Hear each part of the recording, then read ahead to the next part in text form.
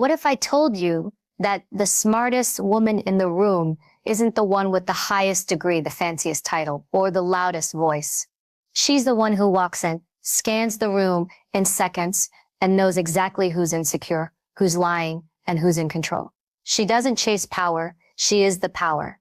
Calm, sharp, untouchable. And no, she wasn't born like that. She trained for it. You see, being a smart woman isn't about being perfect. It's about being prepared. It's about knowing how to think under pressure, how to speak with impact, and how to stand your ground when everything around you is designed to make you shrink. Let me ask you something. How many times have you walked away from a conversation thinking, I should have said that? How often have you held back an idea, a boundary, or even a dream because you didn't want to be too much? This isn't about self-help fluff. This is about strategy. It's about learning how to navigate a world that constantly underestimates you and doing it with precision. In the next few minutes, I'm going to walk you through 7 core principles that high-functioning, emotionally intelligent, strategic women live by, whether they're CEOs, agents, entrepreneurs, or everyday warriors. This isn't just inspiration. This is intel. If you're ready to stop asking for permission and start showing up like the force you are born to be, stay with me. Because by the end of this, you won't just feel empowered.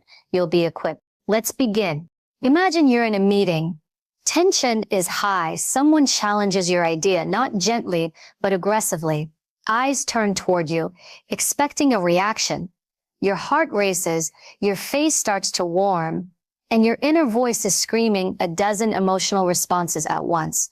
Fight back, shrink down, stay silent. Now imagine this. Instead of reacting, you pause. You assess. You look at the person in front of you and think, what's driving their behavior? You shift the spotlight off your ego and onto the dynamics of the room. You respond not with emotion, but with power. Controlled, focused, intelligent. That is emotional intelligence in action. Emotional intelligence is not about being nice. It's not about being agreeable, soft-spoken, or always choosing peace over conflict.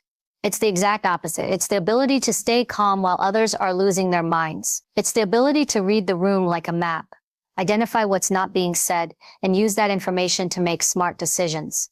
You can't control how people treat you, but you can control how you respond. That is your power.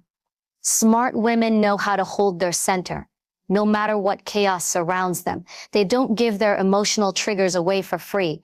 They guard them like currency. Let's break it down. Mastering emotional intelligence starts with self-awareness. If you don't know what sets you off, others will figure it out and use it against you. People manipulate what they can predict. If every time someone interrupts you, you visibly shut down, that becomes your weakness, and people, whether consciously or not, will use it. Emotional intelligence is about studying yourself as if you were your own case file. What angers you? What silences you? What makes you over-explain? What makes you want to be liked more than respected? Because here's the truth. When you're emotionally reactive, you're not in control. The person who provoked you is.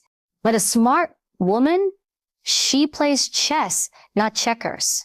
She doesn't let her emotions get hijacked. She uses them as information. Let's say you're in a conversation and someone's tone is off, dismissive, cold, maybe even insulting. Emotional reactivity would look like snapping back or retreating into silence. Emotional intelligence would look like recognizing that their behavior says more about them than it does about you. You pause, you assess what's their motive. Are they feeling threatened? Are they testing me? Once you understand the why behind behavior, you stop taking things personally and start responding tactically. Another key element? Reading other people. Most communication is nonverbal. Tone, eye movement, facial expressions, micro-reactions. Smart women pay attention to the subtleties. They listen not just to what is being said, but how it's said. Someone may say, I'm fine, but their body is rigid. Their eyes flick to the side. Their voice is clipped. A smart woman catches that incongruence. She doesn't ignore it. She stores it as data. You walk into a room and notice who sits where, who dominates the conversation, who looks down when someone speaks, who interrupts, who gets interrupted. That's intel. The woman who knows how to read those cues doesn't just survive the room. She owns it. Let's talk empathy, not the feel sorry for everyone kind. We're not talking about emotional martyrdom. We're talking about strategic empathy, the kind that allows you to understand someone else's motivations and use that knowledge effectively. When you understand what people care about, you know how to frame your words, you know what to emphasize, you know when to push and when to pull back. Empathy, when used with intention, is a negotiation tool. It's an influence skill. It's power. But empathy without boundaries is manipulation, waiting to happen. Smart women know how to listen without absorbing. They know how to connect without being controlled. They stay emotionally open but strategically guarded. You can be warm without being naive. You can be understanding without being a doormat. Here's a hard truth. Most people won't tell you. If you don't train your emotional responses, someone else will train them for you. Society will train you to be agreeable. Your workplace will train you to avoid conflict. Your past will try to train you to expect disappointment. But you get to choose your programming. You get to choose whether you're a reactor or a responder, whether you're someone who breaks under pressure or sharpens in it. Developing emotional intelligence is not a one-time achievement. It's daily. It's when your partner says something that cuts deep, and instead of snapping back, you ask, why did that land so hard for me? It's when your coworker takes credit for your work and you take a breath before responding, collecting your facts instead of exploding. It's when your confidence is tested, and instead of shrinking, you sit up taller because you know exactly who you are and what you bring. Mastering emotional intelligence means becoming emotionally fluent in yourself and in others. It's the difference between surviving life and commanding it. So when someone says she's so calm, what they're really saying is she's in control.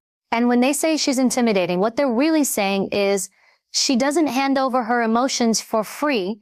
That's not by accident. That's by training. And that training starts with one decision: to no longer let the world decide how you feel, but to teach yourself how to respond with clarity, with strength, and with strategy. That's what makes you a smart woman. Not how loud you are, but how emotionally fluent you've become. Confidence is not magic. It's not something you're born with or without. It's not reserved for the loudest person in the room or the one with the most achievements, the perfect body, or the smoothest speech. Real confidence, unshakable, grounded, immovable confidence, is something you build, you earn it, brick by brick. And the moment you stop waiting for someone else to give it to you, you step into the kind of power that can't be taken away. Let's start with the hard truth. Most women have been taught to second guess themselves, to shrink when they should rise, to doubt their gut and defer to someone more qualified. From the time we're young, many of us are trained to prioritize being liked over being respected, to be accommodating instead of assertive, to speak softly, smile often, and never make anyone uncomfortable, even if that means staying uncomfortable ourselves. And that conditioning doesn't just disappear. It shows up every time you hesitate to speak in a meeting, even though you know you have the right idea. It shows up when you say sorry before making a valid point. It shows up when you dim your light to make someone else feel better about theirs. Here's what unshakable confidence really looks like. It's not arrogance. It's not being the loudest. It's not pretending to know everything. It's quiet, steady, grounded. It's the ability to walk into a room without needing to prove anything because you already know your value. You've done the work. You've built the skills. You've failed, learned, and gotten better. You've trained your mind to hold itself together even when everything around you is trying to break it apart. Confidence is born from competence. Not perfection, competence. When you repeatedly show up, when you study, when you fail and try again, when you build your abilities until they're not up for debate, confidence becomes the side effect. Think of it like a muscle. You don't get stronger by wishing. You get stronger by lifting. And lifting again and again, even when it's hard, especially when it's hard. Most people think they need to feel confident before they act, but that's backwards. Action comes first. Confidence follows. You don't wait to feel brave to speak up. You speak up while you're scared. And each time you do, the fear shrinks and your confidence grows. If you wait until you feel ready, you'll wait forever. Readiness is a myth. Courage is the truth. Let me tell you something most people don't say out loud. You will be judged. People will underestimate you. Someone out there will think you're too bold, too cold, too much. And that's not your problem to solve. A smart woman understands that confidence isn't about being liked by everyone. It's about being respected by the right people. And more importantly, respected by yourself. Every time you abandon your voice to please someone, your confidence takes a hit. But every time you speak with truth, even if it shakes a little, you reinforce that you can trust yourself. That's where unshakable confidence comes from. Trust. Trust that your instincts are sharp, that you can handle discomfort, that you don't need to perform or pretend to be worthy. Let's talk about failure. Most people fear it, but smart women use it. Confidence doesn't come from avoiding mistakes. It comes from moving through them and realizing they didn't destroy you. Every setback, every rejection, every public stumble is a training ground. The woman who fails and comes back stronger is 10 times more dangerous than the one who's never been tested. You have to stop interpreting failure as proof that you're not good enough. Failure is feedback. That's all. It's information. It's a signpost, not a verdict. When you can look at your failures without shame, analyze them, learn from them, adjust and move, you become untouchable because nothing can rattle you. You've been through it and you came out smarter. Body language matters too. You may not always feel confident, but your posture can trick your brain into stepping up. Shoulders back, chin up, make eye contact, speak from your chest, not your throat, occupy space like you belong there because you do. Your physiology affects your psychology. You don't need to feel 100% sure to look like you are. And the funny thing is, when you start moving that way, eventually your mind catches up. Another piece of this puzzle is identity. Who do you think you are? Not who they say you are. Not who your past says you are, but who do you believe yourself to be? If you see yourself as small, unworthy, or invisible, your actions will reflect that. Confidence starts with deciding, this is who I am now. This is how I show up. And then reinforcing that identity with your habits, your standards, your words, and your boundaries. And boundaries, those are crucial. Confident women have boundaries. They know their time is valuable. They know their energy is not free. They don't say yes when they mean no. And they don't explain themselves just to make others comfortable. Setting a boundary might make people uncomfortable, but letting people walk all over you will make you miserable. Choose discomfort now or resentment later. You don't become confident by accident. You become confident by showing up to your life with intention, by choosing discomfort over safety, by backing yourself even when no one else does, especially then. Unshakable confidence isn't about being fearless. It's about acting with the fear. It's about stepping forward even when your hands are shaking. It's about trusting that even if you fall, you'll get back up. Smarter, tougher, and even more certain of your strength. The most dangerous woman in any room is the one who doesn't need to prove her worth because she's already proved it to herself. Be that woman. Train for it. Build her. One decision, one action, one brave moment at a time. Because once you learn to trust yourself, truly trust yourself, no one can ever take that away. Powerful communication is not about talking more. It's about saying the right thing at the right time and knowing exactly why you're saying it. Smart women don't speak to fill space. They speak to make impact. Every word is intentional. Every silence strategic. They understand that how you say something matters just as much as what you say, sometimes even more. Strategic communication starts before you open your mouth. It begins with awareness. Who's in the room? What do they care about? What's the power dynamic? What are the unspoken agendas? A smart woman doesn't rush to be heard. She listens first, she watches, she assesses, because once you understand the terrain, you can navigate it with precision. One of the biggest misconceptions about communication is that it's all about self-expression. It's not. It's about connection and influence. If you want to get your message across, you need to know your audience. You need to adjust your delivery to meet them where they are, not to people please, but to be effective. A strong communicator knows how to shift tone, language, and energy without losing her authenticity. That's not being fake. That's being tactical. Think of your voice as a tool. Your tone can de-escalate a conflict or escalate it in seconds. Your phrasing can open someone's mind or shut it down completely. Your delivery can make you sound certain, or it can expose uncertainty. Even if your message is strong, smart women practice control over how they sound. They speak with clarity. They cut out filler words that weaken their message. Just sorry, maybe, kind of. These words are confidence killers. You don't kind of believe in your idea. You believe in it. You don't just want to say something. You say it. Removing verbal apologies from your everyday language is not arrogance, it's ownership. Negotiation is one of the highest forms of communication, and smart women never walk into a negotiation unprepared. They don't wing it. They research. They know their value. They understand what they bring to the table, and they're not afraid to ask for what they deserve. They know that no is not personal. It's a starting point, and they're not afraid of silence. In fact, they use silence as a tool. Most people are uncomfortable with silence and rush to fill it, often giving away more than they intended. A smart woman lets the silence do some of the talking. She holds her ground. She understands that tension can be productive.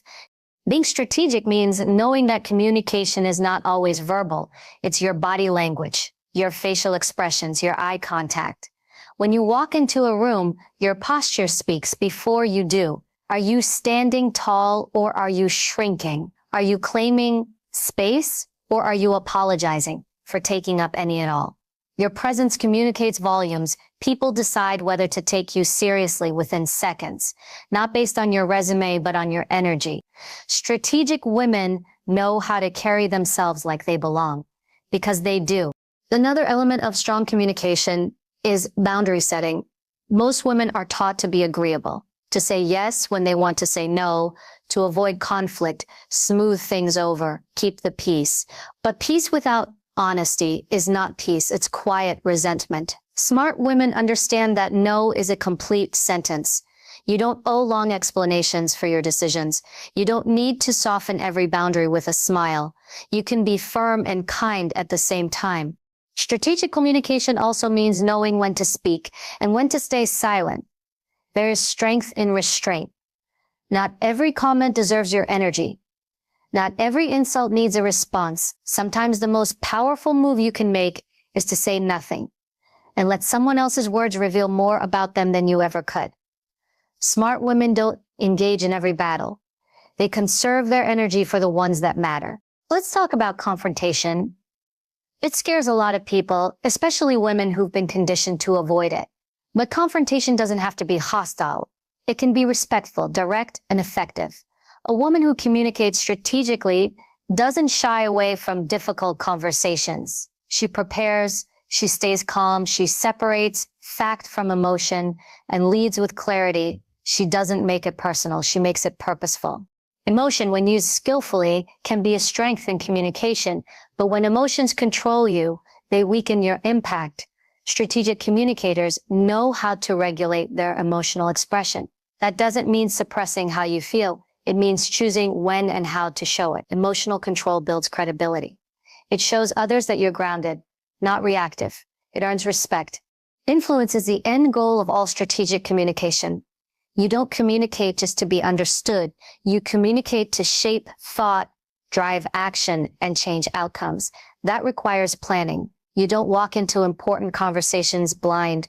You anticipate objections. You practice your delivery. You choose your words like a surgeon chooses a scalpel, with care, with intention, and with a clear goal in mind. Here's the truth. If you can master communication, you can change your life. You can negotiate your salary. You can set boundaries in your relationships. You can walk into any room and shift the dynamic without raising your voice. You can speak in a way that people feel. And when people feel your words, they don't forget them. Communication is not just about saying what's on your mind. It's about saying it in a way that moves the room, holds your power, and commands the moment. You don't need to be the loudest to be heard. You need to be the most intentional, the most prepared, the most grounded. That's what makes your voice unforgettable. That's what makes you unshakable. And once you master that, no conversation, no negotiation, no room will ever intimidate you again. Life does not care about your plans. It doesn't wait for you to feel ready, motivated, or comfortable. It will test you It will break your heart, knock you down, and push you to your limits. And in those moments, the question isn't, why is this happening to me? The real question is, what am I going to do about it? Resilience isn't just the ability to bounce back. It's the ability to stand your ground when everything inside you wants to give up. It's what allows you to keep moving forward when logic says you should stop. Mental toughness isn't being cold or emotionless. It's being able to feel pain without being ruled by it. It's having the strength to face discomfort, fear, rejection, and failure and stay in the fight anyway. Smart women know that resilience is a decision before it's a feeling. You don't always feel strong. You choose to act strong over and over until the choice becomes your nature. Every woman who has achieved something significant has been through something brutal. That's not a coincidence. That's cause and effect. Pain is the price of growth. The question is not whether hardship will come. It's whether you'll let it shape you or break you. Mental toughness starts when you stop expecting life to be easy, when you stop needing things to go your way in order to show up fully. Most people fold the minute things get hard, but a resilient woman, she gets sharper in the storm. When other people panic, she gets focused. When others quit, she adapts. That mindset doesn't happen by accident. You train for it. You train by choosing the hard thing on purpose. You get up early when you don't want to. You finish the workout even when your muscles are screaming. You have the hard conversation you've been avoiding. You speak up even when your voice shakes.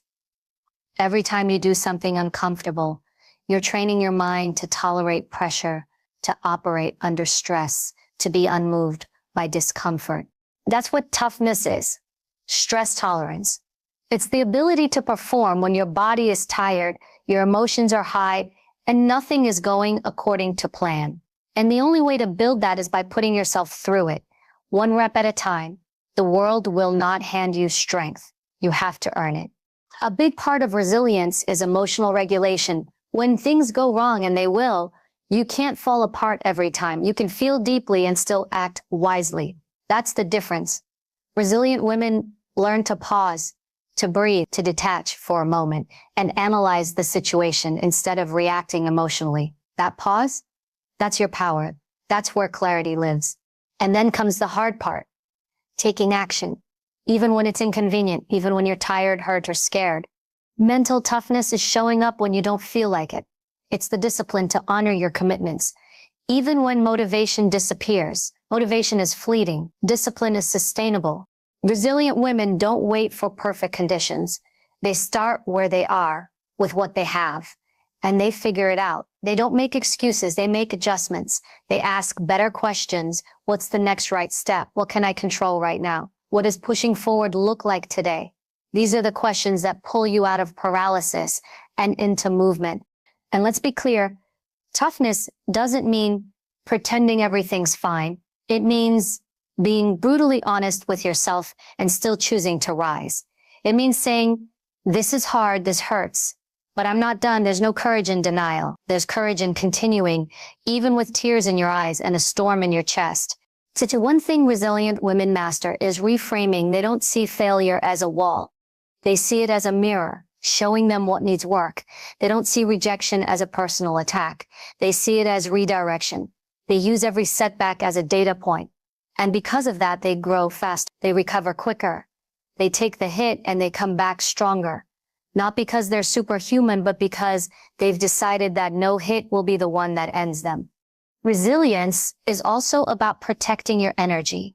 It's knowing what drains you and having the courage to walk away from it. You cannot be mentally tough if you're constantly surrounded by chaos, toxicity, and emotional vampires. Resilient women are ruthless about who gets access to their time, their mind, and their heart. Not because they're cold, because they understand that survival requires boundaries. Toughness is quiet. It's not performative. It's not about proving to others that you're strong. It's about proving to yourself in the dark, when no one's watching, when the applause is gone and the only voice left is the one inside your head. And even that voice, you train it. You make it work for you. You don't let it become your enemy.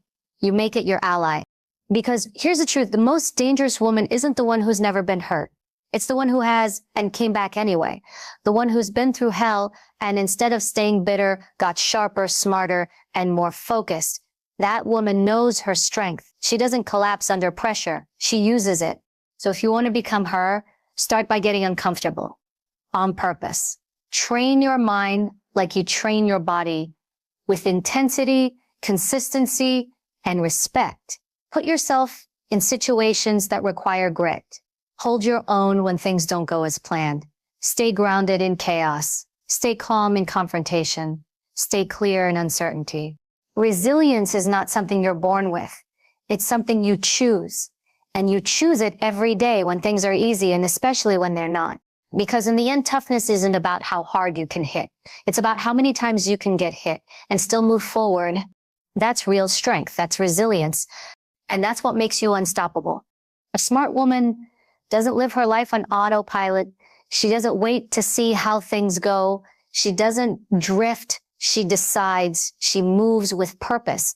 And behind that purpose is a plan, not just a wish list or a dream board, but a tactical life plan built on strategy, clarity, and action. Because if you don't design your life, someone else will design it for you. And that blueprint probably won't have your best interests in mind. Every powerful woman you admire has a system, not just ambition, structure, not just desire, direction. Success doesn't happen by accident. It's engineered, built on principles, executed through action, refined by failure, and grounded in something deeper than impulse discipline. This plan begins with self-awareness. You can't build a powerful life if you don't know who you are. What are your values? What triggers you? What energizes you? What patterns are you repeating that no longer serve you? Self-awareness is not indulgent. It's tactical, because when you know your own wiring, you stop being reactive. You stop getting blindsided by your own habits. You start choosing responses instead of repeating behaviors. You know your emotional baseline, and when something knocks you off of it, you know how to recover. Next is emotional mastery. That's not about suppressing your emotions. It's about regulating them. When you can control your emotional responses, you become dangerous in the best way. You stay calm when others lose their grip. You don't let fear make your decisions. You don't let anger speak for you. Emotions are not your enemy. Undisciplined emotions are. Tactical women know when to lean into emotion and when to pull back. They don't avoid feeling. They just don't let feelings run the show. The third principle is tactical communication. Smart women know how to speak to be understood, not just to be heard. They use words like precision tools, measured, clear, and effective. They don't ramble. They don't apologize for taking up space. They say what needs to be said and then stop talking. They understand timing. They know the power of silence. And when it's time to advocate for themselves, they don't flinch. They don't beg. They don't over-explain. They simply state what is true and stand in it. Then comes boundary setting. You cannot live a high-performance life if you are constantly saying yes to low-level demands. Boundaries protect your time, energy, and focus. They are not about being cold or selfish. They are about being intentional. A woman with strong boundaries sends a message. I know what I'm here to do. And I won't allow chaos, insecurity, or guilt to derail it. She's not afraid to disappoint people. She's more afraid of disappointing herself. And when she says no, it's final, not a negotiation. The fifth principle is resilience, training. Life will test you. The plan will get disrupted. Your confidence will be challenged. You will face rejection, loss, failure, betrayal, all of it. A tactical woman builds her resilience before the storm hits. She trains her body, her mind, her nervous system. She puts herself in discomfort on purpose, so she knows how to navigate it when it's involuntary. She doesn't seek ease. She seeks capacity. Every hard thing she does on purpose expands her range for what she can handle. When life gets brutal, now we talk about strategic relationships. Who's in your circle matters. Smart women curate their environments with precision. They surround themselves with people who sharpen them, not drain them. They don't keep relationships out of obligation or fear. They understand that loyalty is earned, not owed, and they're not afraid to walk away from people who no longer align with their mission. You become like the people you spend time with. So if you want to live at a higher standard, your circle must reflect that standard. Choose wisely, because nothing derails a smart woman faster than emotional entanglement with the wrong people. And finally, legacy and purpose-driven living. This is the anchor, the reason behind it all. Because tactical living isn't just about achieving goals. It's about living in alignment with what matters most. It's about impact, contribution. It's about asking, what am I building here? What will I leave behind when I'm gone? When you're clear on your purpose, you stop wasting time on petty drama. You stop chasing validation. You stop living small. You build something with depth, meaning, longevity. These 7 principles aren't abstract ideas. They are daily practices. Tactical women don't wait for motivation. They build systems. They audit their life regularly. They ask themselves hard questions. They are willing to be uncomfortable, to confront their weaknesses, and to rise again and again. Every day is an opportunity to align your actions with your principles, to speak with intention, to hold the line, to grow your capacity, to protect your peace, to sharpen your mind, to build something that cannot be shaken by fear, failure, or someone else's opinion. This is not about becoming perfect. It's about becoming prepared. Because when life comes at you, and it will, you won't panic, you won't fold, you won't run. You look it in the eye and say, I trained for this. And that's what separates a life you survive from a life you command. Everything you want, the respect, the freedom, the power, the peace, it doesn't come from wishing, waiting, or hoping someone else will hand it to you. It comes from becoming the kind of woman who decides, who trains, who builds herself with purpose, not for applause, not for validation, but because she knows she's responsible for her own evolution. Becoming a smart woman isn't about knowing everything. It's about knowing yourself and never betraying that knowledge. It's about moving through the world with strategy, strength, and self-respect. It's about speaking with purpose, setting boundaries without guilt, and leading your life like the mission it is. You don't owe the world softness. You owe it substance. You don't need to be fearless. You need to be relentless. And you don't have to be perfect. You just have to be ready. Ready to train harder, think sharper, speak bolder, and walk with a presence that says, I don't need permission. I know who I am. This world doesn't just need more women. It needs more smart women, emotionally intelligent, mentally tough, strategically dangerous, and radically self-led. Decide to become her. Not someday. Now.